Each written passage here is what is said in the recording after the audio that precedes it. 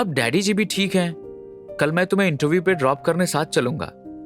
गौतम की न्यूज से अवनी के चेहरे पर तो जैसे बाहर आ गई।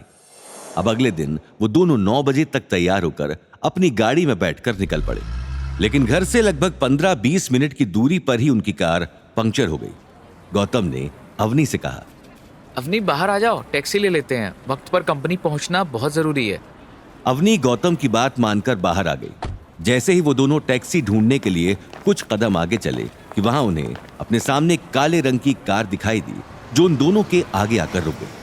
उस गाड़ी में उन्हें एक जानी पहचानी शक्ल दिखाई दी। जैसे ही उस कार का शीशा नीचे हुआ, गौतम हैरानी से बोल उठा, अरे यशवंत जी आप? यशवंत माथुर गौतम को देखकर काफी खुश हुआ और खुशी के मारे बोल पड़ा, तुम सड़क पर क्यों घूम रहे हो? कहीं सैर सपाटा करने के लिए निकले हो क्या? ऐसे बोलकर यशवंत ठहाके लगाकर हंसने लगा। वो अभी भी अपने और अपने बेटे की पिछली हरकतों के लिए बहुत शर्मिंदा था, इसलिए वो चाहता था कि जितना हो सके वो गौतम से अच्छे से पेश आए। गौतम ने कहा, एक्चुअली आज मेरी बीबी अवनी का इंटरव्यू है और इसी सिलसिले में हम लोग एक कंपनी में जा ही रहे थे, लेकिन बात यह है यशवंत जी कि हमारी गाड़ी पंचर हो गई है और प्रॉब्लम यह है कि अवनी को 10 बजे तक इंटरव्यू के लिए कंपनी में पहुंचना है और टैक्सी कहीं नहीं मिल रही।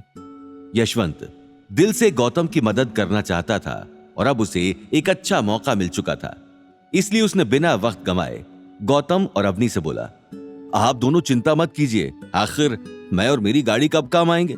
ये रही आप लोगों की गाड़ी, अभी आप लोगों को आपकी डेस्टिनेशन तक पहुंचा देते हैं। अवनी का टाइम पे इंटरव्यू पर पहुंचना बहुत जरूरी था, इसलिए गौतम लिफ्ट के लिए मान गया और अवनी को बिठाकर खुद भी गाड़ी में बैठ गया। यशवंत ड्राइवर के साथ फ्रंट सीट पर बैठा था और वहीं गौतम और अवनी पीछे वाली सीट पर बैठे हुए थे। गाड़ी चलना शुरू हो उससे पहले ड्राइवर ने यशवंत से पूछा कि उन्हें जाना कहां है। तभी यशवंत बोला, अरे हाँ गौतम, मैं तो पूछना ही भूल गया कि अवनी कौन सी कंपनी में इंटरव्यू के लिए जा रही है। गौतम ने मुस्कुराते हुए यशवंत को जवाब दिया और बोला, यशवंत जी, हमें प्रेम एंड सन्स कंस्ट्रक्शन कंपनी में 10 बजे से पहले पहुंचना है। बस इतनी कोशिश कीजिएगा कि हम लोग वक्त से पहले वहां पहुंच जाएं। यशवंत ने अवनी और गौतम की ओर मुस्कुराकर जवाब दिया, बिल्कुल वक्त से पहले पहुंच जाएंगे गौतम, चिंता मत करो। यशवंत ने ड्राइवर को इशारा किया और वो लोग उस कंपनी की ओर चल पड़े। कुछ देर बाद गौतम ने अवनी को इशारा करते हुए पूछा, सुनो, तुमने सारी इंपॉर्टेंट फाइल्स ले ली है ना? कहीं कुछ रह तो नहीं गया? अवनी को खुशी हो रही थी कि गौतम उसके काम में दिलचस्पी ले रहा है और उसे बहुत सपोर्ट करता है। उसने अपना सिर हिलाकर हामी भरी और कहा, हाँ गौतम, टेंशन मत लो, मैंने सारी फाइल्स ले ली हैं। After all I am a professional woman, मुझे मालूम है कि कहाँ क्या ले जाना चाहिए। वो तो मैं जानता ही हूँ, लेकिन कंफर्म कर लेना बेटर है। वैसे भी तुम इतनी परेशान थी और मैं घर से निकलने से पहले पूछना ही भूल गया।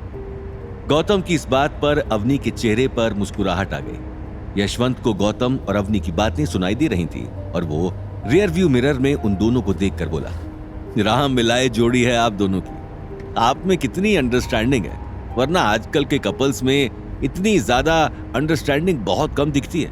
भगवान आप दोनों का साथ उम्र भर बनाए रखे और आपका प्यार बरकरार रखे।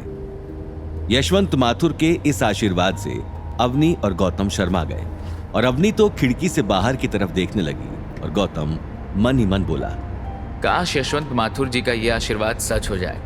मैं अपनी जिंदगी तुम्हारे नाम करना चाहता हूँ अवनी। तभी अचानक गाड़ी के हॉर्न की वजह से वो अपने ख्यालों से बाहर आया और बोला, यशवंत जी, आप बातें बड़ी अच्छी कर लेते हैं। ऐसा बोलकर गौतम हंसने लगा और उसी के साथ अवनी और यशवंत भी हंसने लगे। कुछ देर बाद यशवंत बोला, मैं तो बताना ही भूल गया, प्रेम एंड सन्स कंस्ट्रक्शन कंपनी के जो जनरल मैनेजर हैं वो मुझे अच्छे से जानते हैं। अभी बीते दिनों में उनके मुझे कई सारे कॉल्स आए हैं। वो लगातार उनकी कंपनी में मुझे इन्वेस्ट करने के लिए बोल रहे हैं, लेकिन मैं अभी कुछ विचार नहीं कर पा रहा हूँ। खैर वो बात अलग है, लेकिन मैं ये कह रहा था कि अगर अवनी को वहां पर इंटरव्यू ना देना पड़े तो मैं उसमें मदद कर सकता हूँ, क्योंकि मैं वहां के जनरल मैनेजर को जानता हूँ और जान पहचान से अवनी की जॉब आराम से लग जाएगी और सैलरी तुम जो भी कहो उसके लिए हम बात कर लेंगे। तू बताओ अवनी, ठीक है ना? अवनी को कभी भी किसी की मदद से जॉब हासिल करना पसंद नहीं था। वो यशवंत माथुर से बोली, thank you so much Yashwant ji कि आपने ये ऑफर दिया, लेकिन मैं किसी की मदद से नौकरी नहीं लेना चाहती। मैं इंटरव्यू दूंगी, उससे मैं अगर सिलेक्ट हो गई then that will be better for me, लेकिन किसी की मदद लेकर तो मैं नौकरी करना बिल्कुल पसंद नहीं करूंगी। और आई होप कि आप ये बात समझ रहे होंगे।